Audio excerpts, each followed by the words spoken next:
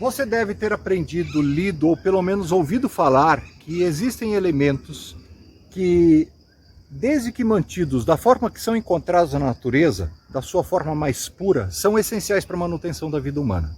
Outros elementos que, feita a mistura de maneira adequada e equilibrada, são vitais para as pessoas, como a água, por exemplo. E que existem elementos que, ao contrário, mesmo que apresentem uma fórmula estável, desde que feitos de maneira inadvertida, desde que a mistura seja processada de maneira sem o devido cuidado, podem gerar substâncias venenosas e até matar pessoas. Não, o canal Ideias Complexas não se tornou de uma hora para outra uma aulinha de química básica, mas esse exemplo que eu te dei vai servir para você entender o porquê é que se deve manter separado o mais distante possível elementos da vida política que nós conhecemos, mas que nós muitas vezes não nos damos em conta que são completamente antagônicos um ao outro, que é o Estado e o governo. Para a gente entender como é que esta relação funciona e por que é que esses dois elementos precisam se manter afastados, vamos voltar um pouco no tempo e observar a cidade-estado grega. Não porque ela é o melhor exemplo, o exemplo mais eficiente, mas porque é o exemplo mais simples para ser entendido. Lá a gente vai entender primeiro o que é uma nação. Uma nação, muitas vezes, não tem muito a ver com o Estado, embora tenham surgido os Estados-nação, mas disso eu vou falar daqui a pouco. Uma nação é uma lista, uma organização, um amálgama, uma teia de elementos culturais e simbólicos que vão amarrar os indivíduos entre si. A religião, a economia, a ética, a moral, a forma com que as famílias se formam, com que os indivíduos se relacionam, enfim, tudo isso que aproxima os indivíduos fazem parte de uma organização nacional. Os gregos, embora divididos por cidades, se entendiam como iguais neste sentido. Ou seja, o grego cidadão de Atenas reconhecia o outro grego cidadão de Esparta, mesmo que a contragosto, porque as duas cidades viviam em guerra. O grego de Troia reconhecia o cidadão de Corinto também como grego, embora as duas cidades muito pouco tivessem a ver na sua forma de se administrar. Falando em administrar, aí sim a gente vai falar de Estado. O Estado pode ser entendido como um fato social. Lembrem-se que eu já falei aqui de Émile Durkheim. Ele vai dizer, é fato social. Todo elemento que existe na sociedade, que é anterior ao indivíduo, que permeia a sua vida e que vai ultrapassar mesmo a sua morte dentro daquela sociedade. A economia é um fato social. O Estado também é. Por quê? Porque o Estado existe antes do indivíduo. A sua moral e a sua ética são ensinados para o indivíduo desde que ele é pequeno. Vai caminhar com ele até a sua morte e vai ser passado para as futuras gerações para que continue assim. O Estado, portanto, e atenção para este ponto, porque ele é muito importante para a nossa análise, o Estado é estável. O Estado permanece. O Estado não depende de indivíduos. Embora ele seja formado por indivíduos, a sua cadeia simbólica, legal, de coleta de impostos, de representações, o exército, enfim, o corpo burocrático vai permanecer, embora os indivíduos nasçam ou morram. São mais cadeias simbólicas, assim como na nação, do que coisas que dependam do indivíduo. Voltando ao exemplo da Grécia Antiga, por exemplo, o exército espartano não nasceu e morreu com um grupo de indivíduos. ele é anterior a este grupo, foi formado, o seu ethos foi formado, permaneceu durante toda a existência de Esparta, geração após geração, e se extinguiu junto com Esparta. O exército, portanto, as forças armadas são elementos do Estado. No Brasil de hoje, por exemplo, ou em outros países, a Suprema Corte e a Constituição são elementos de Estado. Voltando ao nosso exemplo, a gente vai entender, inclusive, como isso entra em Roma. A relação de Estado-nação já era nascente em Roma. Veja como os romanos, os patrícios de Roma, se reconheciam como próximos por causa da sua cultura, da sua ética, da sua economia e da relação que as famílias de patrícios mantinham umas com as outras. Além disso, você vai entender que existia um Estado que antes era representado pelo colegiado de patrícios, pelo Senado, e que depois passou a ser representado pelo imperador, certo? O imperador era o Estado. Ele era praticamente monocrático. O Senado, no Império Romano, servia para propor leis que só se tornariam leis desde que o imperador autorizasse a sua execução, outorgasse a sua execução para todo o restante da sociedade. Isso vai entrar para a Idade Média. Embora esfacelados em diversos reinos, condados, ducados, principados, a relação destes indivíduos entre si também se mantinha como uma espécie de relação entre iguais, e muitas vezes dentro de uma mesma nação. Um exemplo de nação que foi organizada, que foi agrupada, ou melhor, reagrupada por um monarca, foi a França a partir de Clovis. O rei Clovis foi o primeiro, depois do esfacelamento de Roma, a aglutinar todo o reino francês sob uma só coroa. E isso foi se formando e foi se tornando um amálgama até que um descendente seu, que eu já citei aqui, chamado Carlos Magno, fez praticamente da Europa um império só. Neste caso, o Estado se tornou um Estado macro.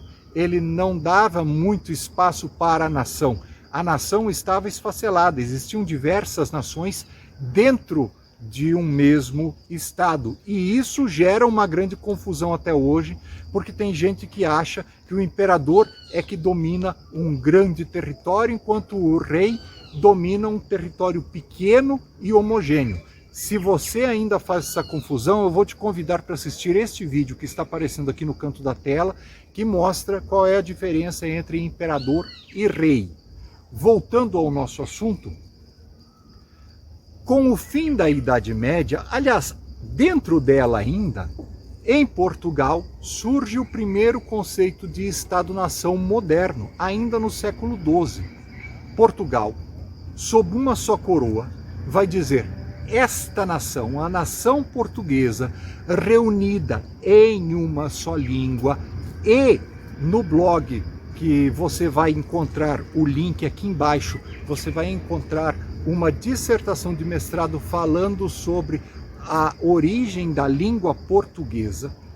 É um presente que eu estou dando para você, através de uma economia em comum, através de um exército em comum, através de um ethos português, vai se diferenciar de todos os demais reinos. Esses reinos vão se aglutinar com o tempo até o século XIX e formar os Estados-nação europeus que nós conhecemos hoje. Aliás, falando em Portugal, um abraço para todos os portugueses que assistem o canal Ideias Complexas, aos moçambicanos, aos angolanos, ao pessoal do Cabo Verde que assiste esse canal. Muitíssimo obrigado a todos vocês. Vocês são todos muito importantes. Pois bem, entendido o conceito de Estado, vamos entender o que é governo. O governo é um elemento apartado do Estado.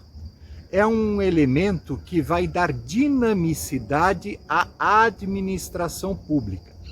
Se o Estado é perene, se o Estado trata de coisas que devem ser mantidas mais ou menos da mesma forma e do mesmo jeito ao longo das gerações, o governo nunca pode ser assim, porque o governo vai trabalhar com elementos que são inerentes àquele momento daquela sociedade. Um dique que se rompe, uma estrada que precisa de manutenção, um modelo de tributo que precisa ser revisado, uma escola que precisa de maior aporte financeiro para se comprar melhores e mais atualizados livros. Enfim, tudo isso diz respeito ao governo. O governo, ao contrário do Estado, deve ser dinâmico, ágil, ligeiro para responder aos anseios e às necessidades imediatas dos cidadãos. E é por isso que todo ano se vota uma lei orçamentária para que saia do Tesouro Nacional o orçamento para se administrar o município, ou a província, o estado ou a nação a partir daqueles recursos. E aí cabe aquela lei básica de economia que eu sempre cito aqui, que é administrar recursos escassos para atender necessidades praticamente ilimitadas. Pois bem, a partir daí, nós vamos entender por que é que não se deve misturar de forma alguma Estado com governo, como acontece muitas vezes em repúblicas, principalmente as repúblicas presidencialistas. Não obstante, antes disso... Enquanto isso, na sala de justiça... vai um aviso para você. Como eu já citei, aqui mesmo neste vídeo, agora nós temos um blog. A descrição aqui embaixo tem o link deste blog. Esse blog terá textos relativos a cada um dos vídeos que serão lançados daqui para frente, e no final de cada texto eu sempre vou deixar um presente para você. Então, depois que você assistir este vídeo, vá até o blog, leia o texto, porque vai ter informações complementares que eu não tratei aqui, e que no final de toda a explicação você vai encontrar 1, 2, 3 presentes para você. Serão livros, dissertações, teses de doutorado, enfim, documentos que vão fundamentar tudo aquilo que eu estou dizendo e que vão te dar uma ideia mais clara sobre cada um dos temas que nós vamos abordar daqui para frente. Certo? Muito obrigado e vamos continuar agora para o final da explicação, que é a resposta do nosso vídeo e que você está esperando até agora. Pois bem, nas repúblicas presidencialistas, o presidente da república acumula a função de chefe de Estado e chefe de governo. Mas note, ao misturar estes dois elementos, o próprio presidente da república não sabe o que ele próprio é. Se ele é um estadista e que deve olhar para o país dele a partir daquele momento com os olhos para o futuro, para 200, 300 anos no futuro, ou se ele vai se ver como chefe de governo, se enxergar como político e vai mirar um tiro curto. As próximas eleições, a urna eleitoral, os interesses do seu partido, os interesses dos seus grupos, os interesses daqueles que o colocaram no poder. Entenderam a diferença? Ao misturar Estado e governo, você não sabe mais o que é o quê e corre o risco de pegar o elemento central do Estado, a estabilidade, e engessar o governo. Ou, mais ainda, pegar elementos de dinamicidade do governo e inocular no Estado, tirando sua estabilidade e transformando o Estado em um elemento que vai mudar de tempos em tempos. Pegue o exemplo da Constituição brasileira, que eu já citei em outro vídeo aqui. A Constituição brasileira a última, né, de todas as que já existiram, a Constituição brasileira entrou em vigor em 1988. De lá para cá, ela já sofreu 125 emendas e existem outras propostas de emenda constitucional tramitando no Senado e na Câmara. Como eu posso dizer que a Constituição, que as leis são um elemento de Estado, se elas mudam ao sabor dos interesses dos políticos que estão no Senado e na Câmara? Se o próprio presidente da República não respeita a estabilidade da Constituição? Enfim, você não tem mais Estado. Como que você pode imaginar um Estado se o exército de um país como o Brasil, a todo momento, está prestes a arrancar do poder um determinado indivíduo porque ele não atende aos anseios e aos interesses de um determinado grupo de indivíduos que domina a política nacional, para colocar outro em seu lugar? Golpe de Estado, e sobre golpes de Estado, aqui em cima tem um vídeo específico explicando só sobre isso. Enfim, quando você olha para esta relação promíscua entre Estado e governo, você vai entender como surgem as relações de corrupção dentro do governo. Por quê? Porque fica muito fácil para um indivíduo que é ao mesmo tempo chefe de Estado e chefe de governo nomear os seus amigos para determinar quais serão os rumos de toda a nação a partir daí. É ele também o sujeito que executa o orçamento, mas é ele também que administra o Tesouro Nacional. E para executar um orçamento populista, ele pode pegar o dinheiro do Tesouro Nacional, emprestar a bancos, recolher empréstimos e colocar em xeque a manutenção da vida, da sociedade, da saúde financeira de um país pelas próximas gerações que vão trabalhar apenas para pagar juros a bancos, pagar juros de uma dívida pública que no final das contas não foi criada com a anuência de uma sociedade, foi só criada pelos interesses políticos das urnas, os interesses políticos imediatos de um grupo de políticos chefiados por aquele que exerce o poder de chefe de Estado e de chefe de governo. Essa estabilidade que você deve estar procurando, você vai encontrar dentro das monarquias parlamentaristas. Lá o Estado é separado do governo. O Estado é exercido pela coroa e o governo é exercido pelo primeiro-ministro. Lá só se usa o dinheiro do Tesouro Nacional com a anuência do monarca. Só se muda a Constituição com a anuência do monarca. Não que isso não ocorra, mas usurpar o dinheiro que é do povo de maneira tão descarada quanto existe, como existe nas repúblicas presidencialistas, é muito mais difícil. É por isso que os países que separam o Estado e governo têm saúde econômica muito mais robusta do que os países que adotaram as repúblicas presidencialistas, porque essa relação promíscua não existe, pelo menos de maneira não tão descarada, certo? Espero que você tenha entendido o que eu expliquei e, se não entendeu, deixe as suas dúvidas aqui embaixo, porque eu vou responder no próximo Pergunte ao Professor, certo? Muito obrigado por você ter assistido esse vídeo e lembre-se, nós estamos no desafio mais 500. Se você não sabe o que é, o canal Ideias Complexas tem o compromisso de sortear um prêmio todas as vezes que nós conseguirmos mais 500 seguidores. Ou seja, 500 seguidores, nós vamos sortear entre os seguidores um prêmio. 1000 seguidores, mais um prêmio.